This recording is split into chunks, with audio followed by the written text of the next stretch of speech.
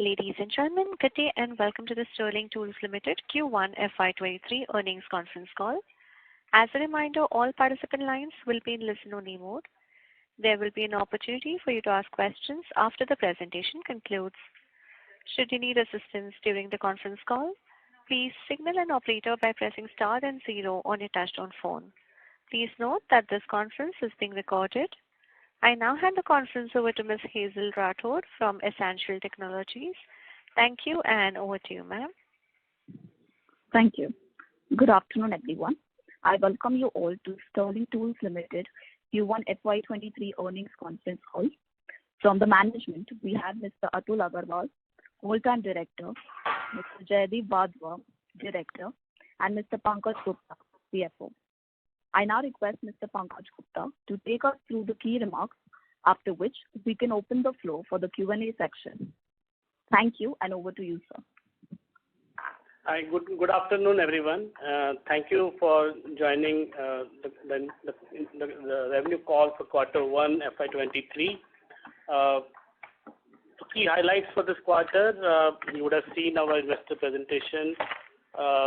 We are up by 53% as compared to the quarter last year, with clocking a revenue of 138 crores. Our margins are up as compared to the last quarter by about 230 basis points, touching 0.6%.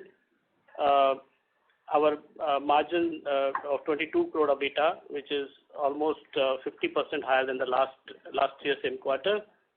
Profit after tax has increased almost 97% as compared to last year at 9 crores. Overall, quarter has been good in terms of our revenue and segment mix, and we see our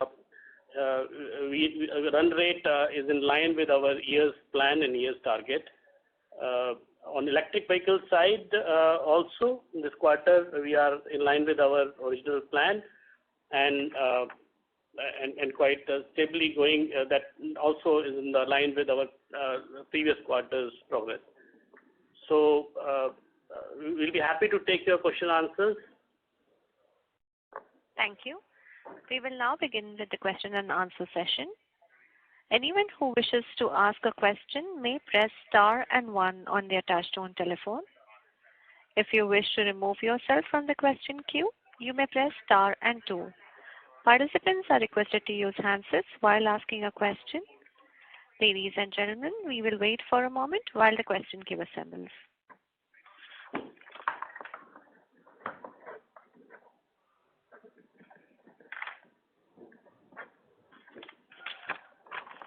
The first question is from the line of Anmol Grover from Albatross Capital. Please go ahead. Hello, am I audible? Yes. Yeah. Okay. Thank you for the opportunity. So my first question is, what is the EV sales number for Q1? Can you share that, please? So Q1 EV numbers, we have clocked a turnover of about 38 crores. 8 crores. Okay. And so we've been hearing that the July numbers for Ola Electric has been low. So, and Ola being a very key customer for us. So does the 15 crore per month revenue booking still stand with them for the whole EV business? Or is there any change in that assumption? Jaideep? Yeah, this is Jaideep here. Yes, we are. We did see a drop in Ola. We did see a drop in Ola numbers in July. Our understanding is this is primarily due to a shortage of cells that they are experiencing. They are not getting the cells from LG. We do expect that this shortages would impact their output for a couple of months, but for the full year we should be on track for our numbers. Okay, so are we looking to make up these numbers that the couple of them impact we have in the coming months, or will the whole year revenue number reduce overall for the EV business? From whatever we can make out right now, we expect the numbers to be made up, especially with the festive season coming up. Okay, all right. Thank you, sir. That's all from my side. I'll get back in the queue. Thank you. Participants, if you wish to ask questions, please enter star and 1. The next question is from the line of Deepan Shankaranarayanan from Trustline. Please go ahead. Good evening, everyone, and thanks a lot for the opportunity. So firstly, wanted to understand the contingent liabilities in our books. So how is this getting recognized? Is it only due to EPCG duty or anything above than that? So yes, it is contingent liability in the annual report is on account of EPCG for the machine imported, and basically this is this rolls out with the, as we do export, this obligation gets fulfilled. Yes.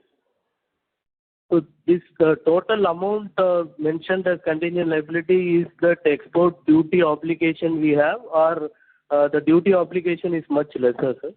Because export revenues we could see only 24 crores and 50 crores could be expected by FY22, right? So how will this getting reduced over a period of time, this contingent liability? So duty obligation is actually a fraction of the total, export. Yes. Okay. So the total is not liability for us, right? Sorry? The total contingent liability is not the total duty obligations to be met during next few years, right? Correct. Okay. Thanks a lot, sir. I'll come back in. Thank you. Participants, if you wish to ask any questions, please enter star and 1. The next question is from the line of Kunal Patel from Equiligence Capital Advisors. Please go ahead. Yeah, hi sir. Thanks for the opportunity. Sir, my questions are related to EV. Sir, at what levels do we expect this segment to break even?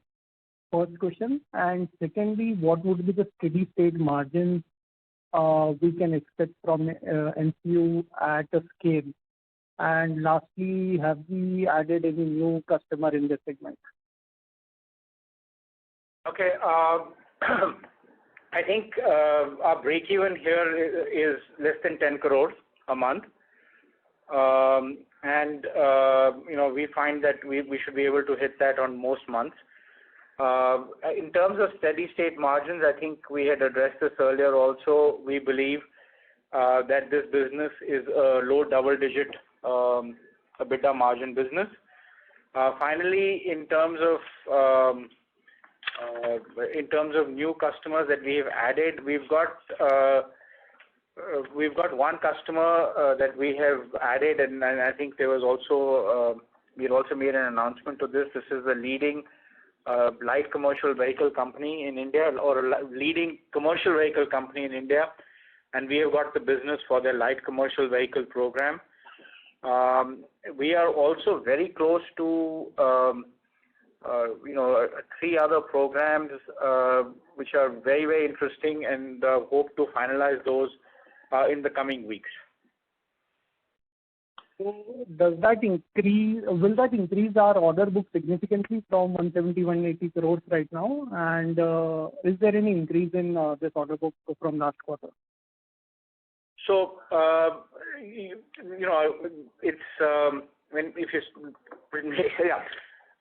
guess if you look at the order book, it looks better. The problem is, these things are all phased out. You got to first supply 5 pieces, and then 10, and then 50, and then 100, and so on and so forth. So we don't like to make a big deal out of it until we actually start production supplies. But definitely, this new order gives us a lot of momentum for the latter half of this year, and for maybe the fourth quarter of this year, and for the early part of next year. What is the pending order book, sir? Pending. Sorry, could you? Pending order book on the EV side. The pending order book on the EV side right now should be, I don't have the exact number, but about 200 crores. Okay. And like you said, 10 crores is the month where we break even on the EV side. So are we breaking even? Did we break even this quarter on the EV? So yes, to answer your question, yes, we broke even in this quarter, and that is true, and as Mr. Jaideep says. But yeah, and our assessment is that yes, around 10 plus minus a few crores should be our target. One of the reason is very lean and lean operation, and that is what is giving us strength to break even at this level. Okay, perfect. Thank you so much, sir. Thank you. The next question is from the line of Abhishek Jain from Dolat Capital. Please go ahead. Congrats for a strong set of numbers with a lot of the challenges. Sir, how is your arrangement with the clients for passing the impact of the commodity prices? Is it on a monthly basis or quarterly basis? And how much benefit we would see in the fall in the metal prices in the coming quarters in your existing business? Can you repeat that question, please? Raw material pricing. So, sir, how is the arrangement with the clients for passing the impact of the commodity cost? Is it monthly basis or quarterly basis? No, so I think most customers give us a price increase as and when it happens on steel. There are a couple of customers who do it on a quarterly basis, but I would say substantial part of them give it as and when it happens. And similar thing happens. There's a lag. Yes, there's a lag of, say, you can say on average 30 odd days, but that lag also applies to when the steel prices go down. So it all balances out. So in this quarter, steel prices have gone down around 15 to 20%. So we'll see the fall in the metal prices benefit in the coming quarter in your core business? So I think we'll see second quarter. We'll see if second quarter we foresee an improvement in our margin structures because there was some, like I said, there was some lag on price increases. Steel also has gone down in the latter half of the quarter, which will also impact, which we'll have to pass through to our customers. But net, I think we feel there'll be we'll have some savings on account of steel. So what is your margin guidance for the second half of FY23? Will it be able to pass the 15% if the metal prices will stabilize at this level?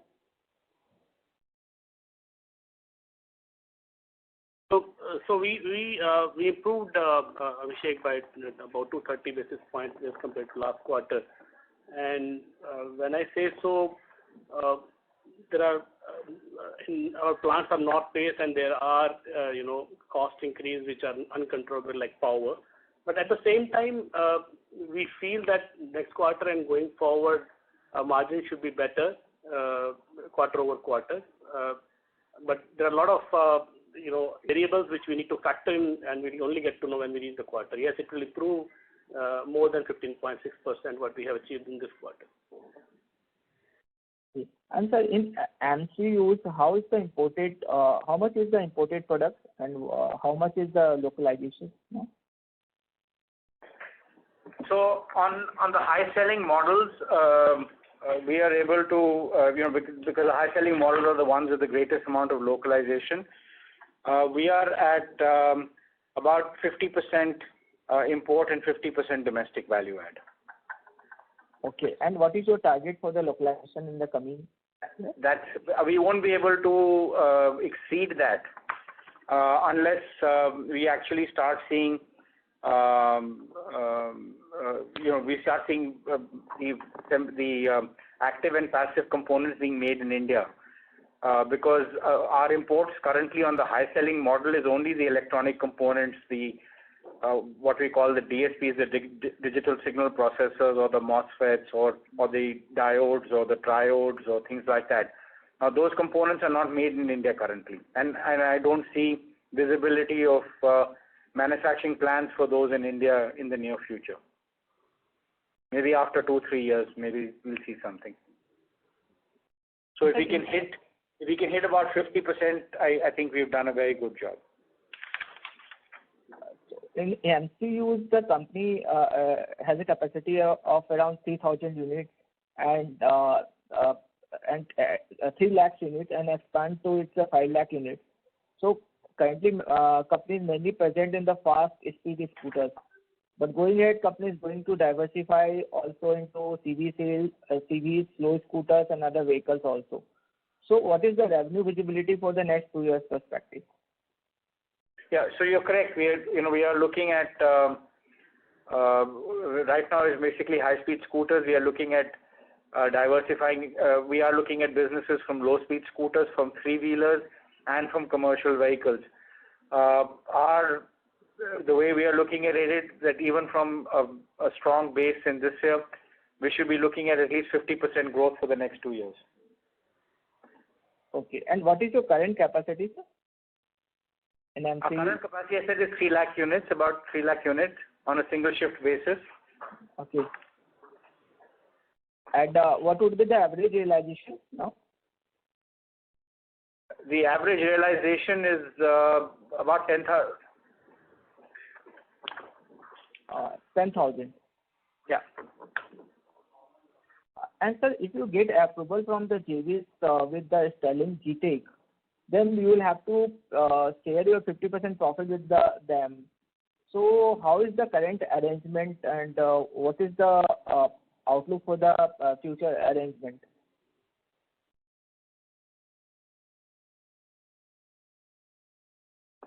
So as you know, we haven't got approvals from the government for the joint venture as of now.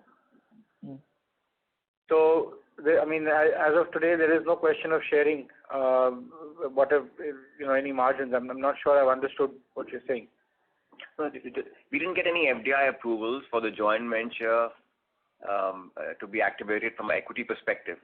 So currently, SGM or Sterling E-Mobility is a 100% subsidiary of Sterling Tools. Okay. And how much royalty you are paying to them? There's no royalty right now, Abhishek. Currently, there's no royalty. We are buying input material from them. Input material. Okay. So it's a kind of trading business. Sorry? No.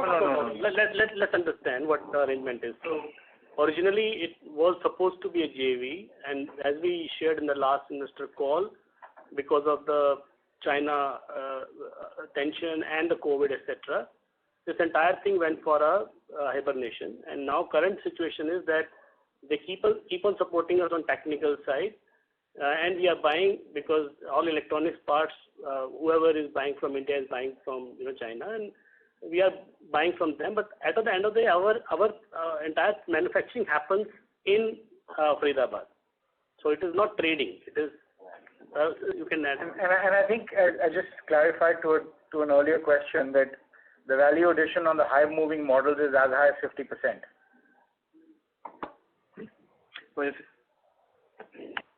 Got it. The company is also looking to add traction motors, both charges, BMS in a EV product portfolio. So how is the progress now? Sorry. So let me just, I just want to re-emphasize one thing. Because of your comment on trading operations. So, all of the mechanical components are sourced in India. So we've gone out to local vendor bases in India, and all the mechanical components have been developed. We have to import electronic components because those components are not made in India. And we have to, we bring in those components. We do the manufacture, the PCB population in India, the testing. All of this is tested and validated, and the softwares are developed in India and uploaded onto the MCUs before shipping. So it's as far from a trading operation as you can imagine. So I just want to clarify that. Secondly, getting into other components, we continue to look for or other pieces of the drivetrain. We continue to look for opportunities, and all of those that you mentioned are on our radar screen. For us, the challenge right now is finding a technology that fits India and also the commercial, and also something that is commercially viable in India at Indian price points, and also finding something that is reasonably high margin. So all of these are under evaluation. We have connects with companies in China, Taiwan, as well as in Europe. For many of these elements, we are doing testing and evaluation, but I can't give you a specific guidance and say this has gone through our evaluation process and is commercially viable, and we can go ahead with this business plan. So that's still a part of that's still a work in progress for us. Thank you, sir. That's all from my side. Thank you. Participants, if you wish to ask any questions, please enter star and 1. The next question is from the line of Shubham Ajmera from SOIC LLP. Please go ahead. Hi. Thanks for providing me the opportunity. Am I audible? Yes. Yes, you are. Yeah. So my first question is regarding that you had mentioned regarding that JV, for the JV we haven't received the FTI approval, and we are also not paying the royalty to them. So is there any technical licensing agreement which you had mentioned in the previous Concall as well? Like if this then goes forward, will convert into an agreement into technical licensing agreement? That's exactly right. Like we mentioned in the last call, the JV agreement is valid. I mean, if we do get the approval, they have the option of investing. And if we are not able to get the approval, we'll convert this into a technical licensing agreement. We haven't reached that decision point yet. Okay. So as of now, we are not paying royalty, or is there any other fees, any other kind of fees to the Chinese partner, right? Not right now. Understood. And is there any way, like, if going forward, like if we haven't received the approval for the JV, then on pro rata basis, we'll be paying to them, or is there any agreement in discussion? No, there's total clarity on that. Nothing, any agreement that we enter will be with prospective effect, not with retrospective effect. So, for example, if we haven't got the approval, if we haven't any agreement in the next 6 months, then till the next 6 months, we will not be sharing any royalty or any agreement. But after 6 months, whatever the agreement will be having, that prospectively we will be sharing with them. That's correct. Yeah. Okay. Thank you. And second question is regarding the order book size of 200 crore, as you had mentioned previously. So this is for total for the EV component, right? And this is not for the fastener component, or is it including both? No, only EV. And can you let me clarify. It's so even in that's only for the motor control unit business.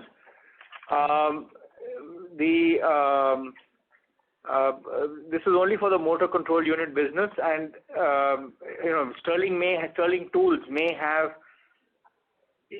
customers in the EV space, and maybe and they may have some EV component in their order book, but we're not counting that. We are only talking about the electronic motor control unit business, which is housed in Sterling GTEC. Understood. And any timeline for the completion of this order book, like in the next 6 months or like? It's an ongoing thing. As our customers ramp up their volumes, as their sales pick up, we should. I mean, obviously, we would hope that majority of this will get done in this fiscal year. Some will definitely carry over into next fiscal year. But I mean, we see a clear path to a lot of growth in this business because of the traction that we've.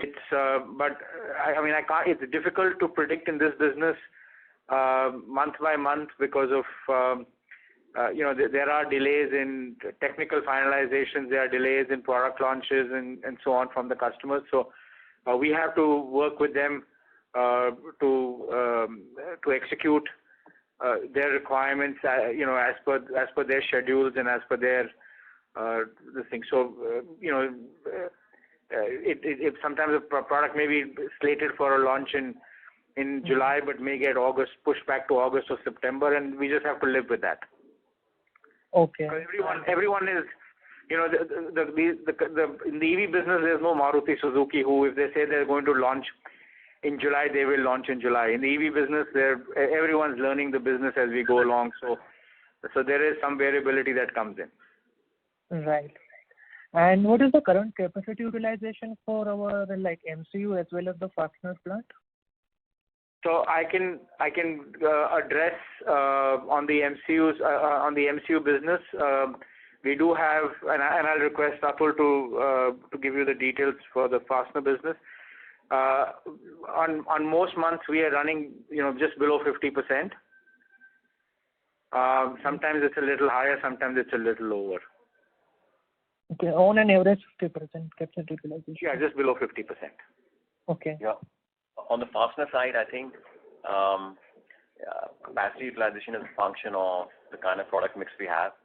But keeping in mind the kind of product mix we have currently, I think this year we'll probably touch about 80% utilization levels on a full year basis. Okay. So is there any capex plan for this? If we reach after above 80%, then? No, I mean, Pankaj, so capex we don't require to for expansion of capacities currently. We are already there. As I mentioned the last call, some maintenance capex keep on going. That I think will be in the range of 25 to 30 CR in this year in the fastener business. Okay, got it. And my last question is I'd like to have your view on this auto cycle and the revival in the demand for the whole cycle. So are we seeing are we at the pre-COVID level, or still there is some demand lag which is still being seen? And if you can give us a broad idea on the segment as well, for which we are seeing the more demand, like two-wheeler, PV or CV, like commercial vehicles. So, if you go back into numbers pre-COVID, financial year 18-19 was the biggest year in the automotive industry across all segments. I think in 19-20 there was a substantial drop. I think commercial vehicles were down by almost 70%, and I think two-wheelers were down by almost 30%, and they're still at a 40% negative level from the peak. So I would not look at pre-COVID. I will look at, from the automotive industry perspective, FY19, which was the biggest year ever. Now, if I compare ourselves or compare the industry to that, I think two-wheelers are still 40% negative to that peak level of that financial year. Commercial vehicles are at about maybe 65-70% levels of the peak level of that financial year. Passenger cars have yet to hit that number of that FY19 numbers. So to answer the second part of the question on pre-COVID, I think yes. I think all numbers are up to pre-COVID levels of our financial year FY20. Pre-COVID was FY20 pretty much. So yeah, we can say we are back to pre-COVID levels in all segments. And I think there's one segment which is larger than pre-COVID also, is the tractor segment, which is bigger than that. Okay, got it. Thank you. Thank you so much. That's all from mine. Thank you. Thank you. Participants, if you wish to ask any questions, please enter star and 1. The next question is from the line of Jayesh Gandhi from Harshit Gandhi and Securities. Please go ahead. At the current capacity, what kind of revenue can we generate in the MCU business? I mean, the new EV business that we are talking about. So, as I mentioned, it should be about 300 crores. It's what. Okay. Yeah. And if you can share the margins that we enjoy in this business, if you cannot share the exact figure, is it greater than the overall margins that that the company currently registers? No, no, it won't be greater than the margins that are there in the fastener business. The fastener business is a very old and established business, and a business that has invested very heavily in operational excellence. We have a lot of upfront investments. We have a huge engineering budget. We are investing constantly in softwares and testing and validation. So it's not possible for us to be able to, because of the kind of investments that go in, we are not able to invest, we are not able to reach the numbers or the type of margins that the fastener business enjoys, at least for a few years. So then, what are our, what is at our back of mind, that ROE or ROC that we want to generate from that new investments? The new EV business. Jayesh, the thing is, this EV business, as Mr. Jaideep says, is a tech-based business which has a lot of time investment in terms of people, your technology, not as capex intensive as any other conventional, manufacturing industry. So having said that, the ROC of this business will definitely be better, even with a higher single digit or a lower double digit EBITDA margin, as we give guidance for EV business. So ROC is not a concern. The key thing on this is that it is a new business for the entire industry, and so is for SGM. And a lot of things are settling down in terms of technology imbibing, technology change, localization of the parts, and vehicle getting stable on the road. We keep hearing, and somebody mentioned that volumes fluctuations are too many currently. So as Mr. Atul said in the last call, it will take us a couple of quarters, to be honest, to be very clear about our margin guidance on EV business. But definitely we are very positive in terms of ROC. There's no doubt. I'm asking because if you see from, say, 2014-15, we have generally clocked more than 20-25% on an average of ROC, and now in last 2-3 years, of course, thanks to COVID, that we are into the 10-11%. So with this business and with our existing business, can we go back to that 20 north of 20%? What is there in your, what is your opinion on that? Yeah, so I think, yes, I think we, in nutshell, we'll go back to those ROC numbers very soon, hopefully. But I think the ROC numbers went down for two particular reasons. One, we have done a lot of investments in our Bangalore facility, and unfortunately that coincided with the COVID times, and COVID also impacted the overall size of the market. But as revenue keeps building up now, which you are saying, you would find the ROC numbers improving quarter on quarter, and I don't see it too far out before ROC goes to 20% plus. And one last question, sir. In that our contingent liability, there is an export obligation, as you said, it's on sales, right? Are we confident that that export obligation will be met? I think we have to meet it by 24, right? 2024, if I'm not wrong. Yeah, set. So just to clarify, just to repeat what Pankaj said earlier, the numbers you see in the balance sheet are export obligations. They're not duty obligations. The duty obligations are a fraction of that number. So I would not worry about that contingent liability issues from export obligations, one. Secondly, we are confident we'll be able to meet those obligations, keeping full timelines in mind if need be. We have some flexibility in extension of timelines also. So we don't foresee any issues in meeting those obligations and having any kind of duty penalties on us, because the numbers are very small. Okay, so that's it from my side. Best of luck for future. Thank you. Thank you. Thank you. Participants, if you wish to ask any questions, please enter star and 1.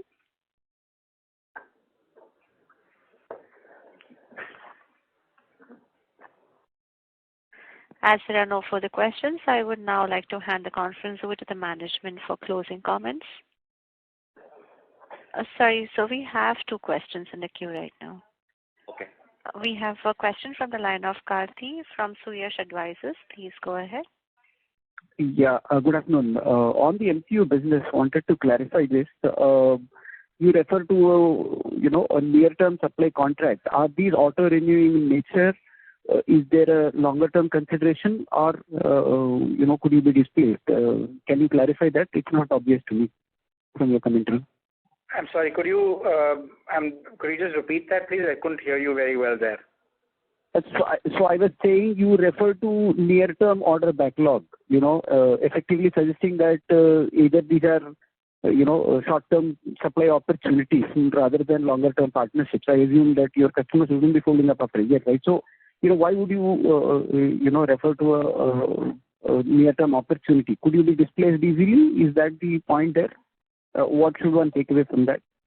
No. So these are orders that we have on hand that we expect to, you see in a typical auto environment, what happens is there's a blanket order that's given when the commercials are finalized, and thereafter you work on schedules that are provided. Sure. Okay. Now we can't work on that basis in the EV industry because there's just too much variability. There are too many changes. If we were to work on that basis, everyone would give us huge orders. We would end up with a lot of inventory, and they won't move the material. So typically what we are doing is we are asking the customers, give us a confirmed order. Okay. Give us a confirmed non-cancelable order so that, we can accept some level of delay. Maybe something will slip by a month or 2 months. That's acceptable. But right. They should be able to go back on a commitment, because obviously we then have to source our components, and the situation on electronic component supply chain right now. So, we have to plan accordingly. The way to look at it is that as these orders, what we don't know is, will these orders get executed in 6 months or 12 months, 6 months or 8 months or whatever. We don't know the exact numbers because, like I said, there are changes. But in nearly every case that we are working on, let me change that. In every case that we are working on, we are the sole supplier. So there is no dual sourcing. So as long as the customer continues to sell the vehicle, we will continue to get the business. In the future, the customer could, look at some other options, but that's typically a 6 months to 12-month validation cycle. Right. Okay. As of today, there is not a single customer out there that for the program that they are working on with us, that they have an alternative to us. So as long as they sell, as long as their vehicles sell in the market, our MCUs go into that. If we don't supply them MCUs, they're not going to be able to supply vehicles. Fair. That is abundantly clear. The second question is, what has been the kind of cost variation that you have seen in the interim, and how do you handle that? Okay. So, actually things are improving now. We went through, in the initial stages, we went through some really difficult times because freight was out of control. Sourcing of electronic components, if you'd ordered them well in advance, it was okay. But if you were suddenly trying to ramp up production, the premium on electronic components was just absolutely horrendous. So we've been through those difficulties. Today, I think things are stabilizing. Freight rates are actually coming down, both for by air and by sea. Electronic components, I won't say availability is now good, but I will say it's better than what it used to be. Right. So actually, we are finding that that the cost. And as far as the domestic things we buy aluminium or plastics or rubbers, or we buy the solder or whatever. That kind of stuff. There was variability. You all know what happened to aluminium, but it was something that we could manage. Today, I think we are in for much more stability than we've seen in the past. Also, we've been bold in the way we approach this business, and we've made commitments to our suppliers for long-term supplies. So I think one of the things that we offer is that we have the ability to confirm customers that yes, I have. If you give me this order, or once you've given me this order and I'm working with you, then I have the visibility of critical electronic components for the next 6-12 months to supply you. Right. That is very unique in today's environment. Right. Extremely helpful. Thank you so much for answering. Thank you. Thank you. The next question is from the line of Vasudev Banerjee from ICICI Securities. Please go ahead. Yeah, thanks. Just a couple of questions. One is, haven't looked at your company earlier, but I just We are saw not your able to present- hear you clearly. Can you please, if you're using external headset, remove it? Yeah. Am I audible? Yeah, now it's a little Yeah. So I haven't gone through your company details earlier, but I was going through your presentation, where I saw exports is only 3% of overall revenue mix, whereas global fastener market is huge in size, and also your another listed peer, his export mix is also north of 30%. So can you share, sir, what's the view why exports is so limited, or you have plans in that down the line? So just to say the export market is huge for fasteners, but you got to understand even a nail used in carpentry is also considered a fastener. So that's why the overall size of the market looks very big. Now for us, for Sterling Tools, we do automotive fasteners only, purely for the automotive application, which makes the addressable size of the market a fraction of what you see. So fasteners will contribute in automotive fasteners, construction fasteners, home building, electronics, machine building, chemicals, etc., etc. So automotive fasteners is a relatively much smaller segment of fasteners for that. So Sterling Tools only addresses the automotive fastener segment. Secondly, to answer your question on peer, that if I'm right, the peer companies also have a multi-product presence for exports. They are not a pure play automotive fastener maker like we are at Sterling. So I think the numbers may not be truly representative, or I don't think you can do a like-to-like comparison for that particular entity. Lastly, coming back to Sterling, yes, I think the challenge has been in the last 12 months. Euro fell down by almost 10%. So 90% of our exports go to Europe, and because of euro falling 10%, it has made pricing a little uncompetitive. But we are repricing everything. Customers are renegotiating with us for price increases. So I think we'll be back on track, and we are confident that we'll be able to improve our numbers and also meet all our obligations. Sure, that's good. And I'm not saying apple-to-apple comparison, but they have also ventured into non-auto fasteners, also working for wind energy and other sectors. So will you be open to also diversify beyond auto fasteners as such, or any specific reason why you will be sticking to, because that will open the horizon also? Yeah, so I think we have no plans or vision to get into non-automotive right now. We are exploring. We are growing well in what we are doing. Having said that, I will not say there are no opportunities, but we want to focus a lot more of our energies and capital going forward into our electric vehicle initiative. We believe we have a lot more opportunity there, and the market seems to be just waking up. So the upside there is much bigger for us, and I think that's what we visualize our future to be. That's great, sir. And last question, sir, as you highlighted correctly that FY19 was the peak of all auto segments, even much before COVID happened. Nowadays, if I look at car markets per month wholesale as per SIAM data, and if I annualize that, it is almost closer to the FY19 levels. So as almost a significant part of your revenue comes from domestic PVs.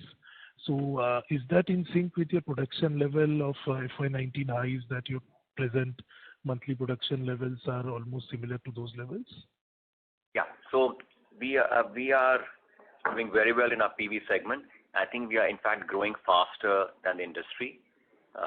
If the industry is growing by X, we have a faster growth rate, and that's for a function of that we've been able to acquire new components with our existing customers, and also maybe increase our share of business with them.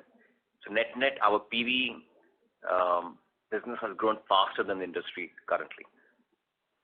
And any diversification in PV customers, because say 5-6 years back, PV market was more of a Maruti and Hyundai show, with all others being small market shares. So now Tata Motors, Mahindra, other than Maruti, Hyundai, so all emerging players are also there. So any diversification to new or such players, or say a Kia?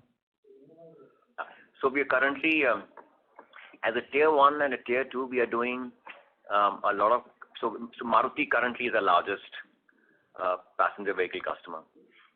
At the same time, we are negotiating, we currently supply some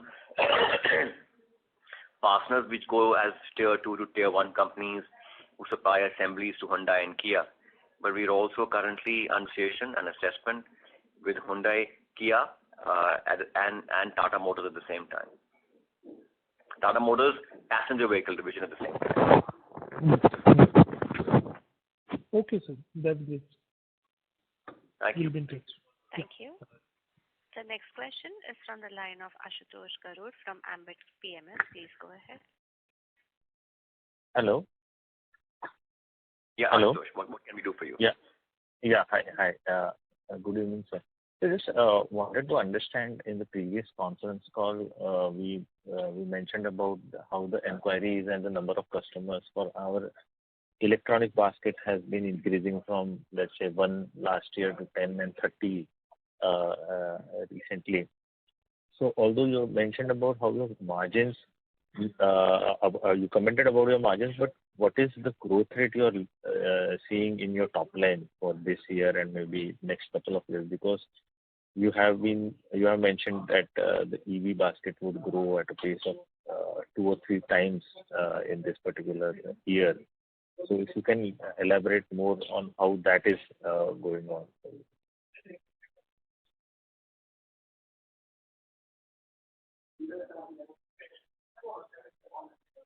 This is the operator. We have lost the connection for the management line. Please be on hold while we reconnect.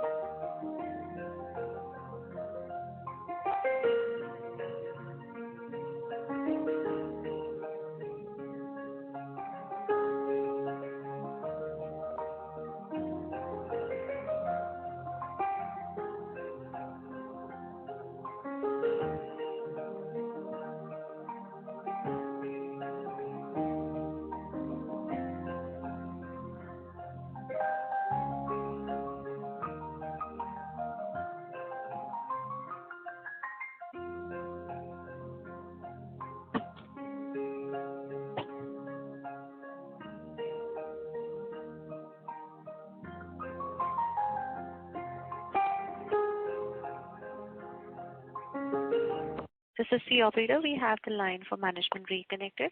Sir, you may please proceed. Hello, you can hear me? Can you repeat that question? So we lost the connection. So let me understand the question again. Yeah, sure. So what I was trying to understand is that in the previous conference call, we did mention how our customers are increasing, especially from the EV basket.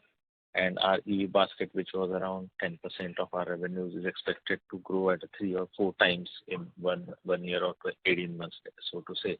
So just wanted to know how is that ramping up for us, and also how would that translate into margins? I mean, such kind of growth typically actually helps increase the margins as well. So your comments on those. So, as I mentioned that earlier in the call, that we continue to see great traction and acquisition of new customers. So it's something we earlier were talking about participating in 10 customer production programs. Now we are up to 11, and there, like I said, there are 2 or 3 which are weeks away from finalization. If I can, as we see it. In terms of, and we've already talked about, how that the revenue will play out. In terms of margin, you won't see the margin obviously will be higher, but as we mentioned that the margin on this business currently is lower than the margin on the fastener business. That's something we need to keep in mind. Sure, sir. Sure. Thank you. Thank you. The next question is from the line of Deepan Shankaranarayanan from Trustline. Please go ahead. Thanks a lot for the opportunity again, sir. So on the fasteners business side, so what is the kind of potential revenues in the fasteners current capacity, and when can we expect that to reach that potential? So without going to hard numbers, let me say that I think based on our current capacities and our capex plans for this current year, I think, and also I'm going to put one more assumption that assuming steel prices stay at today's levels, because steel prices moving up and down dramatically by 10-20% have an impact on revenues also. Revenue numbers rather, I would say. I think we are looking at maybe between 700 to 800 crores of revenue on optimal basis. Okay. So over next 2 years, we will be probably able to achieve that number, right? I didn't hear you, Deepan. Can you repeat that last question? Over next 2 years, we will be able to reach that number, right? We are quite positive about that. Yes. Okay. And what kind of margins currently fasteners business is having, and are we aiming for higher margins once we achieve that full potential number? So, yeah, if I repeat what I mentioned in the beginning, our margin this quarter, EBITDA margin is 15.6%, which is about 2.3% higher than the previous quarter. Yes, we clearly see that margins should improve as we go to next quarter. On an overall year basis, it should improvise overall. Uncontrollable factors to be kept in mind is, as I said, the steel price variation have a denominator impact, which we'll have to factor in as we move forward. The rest of the things, I think we are pretty much on track. So that should be overall margins, right, sir? So this fasteners business alone, so that we should be able to do? I was saying about fasteners business because only. Okay. Jaideep sir has already given you, right?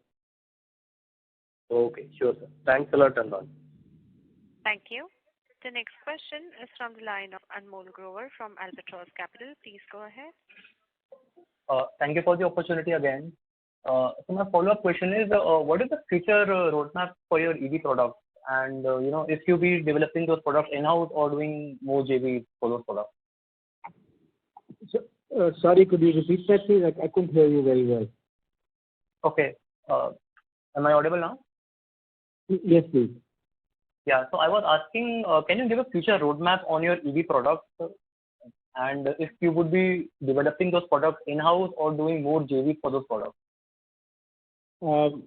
So I mean, I think there's two aspects to this. One is we continue to want to expand our portfolio of motor control units. We've got two models currently in development basis specific customer inquiries. One from a large incumbent OE and one from a startup. So we want to continue to look at development of technology on the motor control side, and also look at other, using different materials and different types of electronic components to improve efficiency. So that's one part of our strategy. The other part of our strategy is to look at additional components. I'd addressed that earlier, that we are evaluating many different opportunity or many different EV components for the Indian market. We haven't found a viable business case for one yet that we would like to pursue. As soon as we do, we'll take a call on that. In terms of technology for motor control units, it will become more and more in-house. If you were to get into a new product, whatever that may be, you would obviously want to start with technology from overseas and then slowly build up the capability, because for us, speed to market is very important, and by having a partnership of some sort to give us the technology initially gives us the best opportunity to come into the market quickly and to get that first mover advantage. All right, sir. Thank you. Thank you. That was the last question for today. I now hand the conference over to management for closing comments. Yeah, thank you. Thank you everyone for joining. It's a good learning for all of us. And we forge ahead with a vision to expand our products to EV. There's a lot of excitement built around there. At the same time, strengthening our fastener business. So, and we'll keep looking for more interaction with you in future. Thank you very much for joining.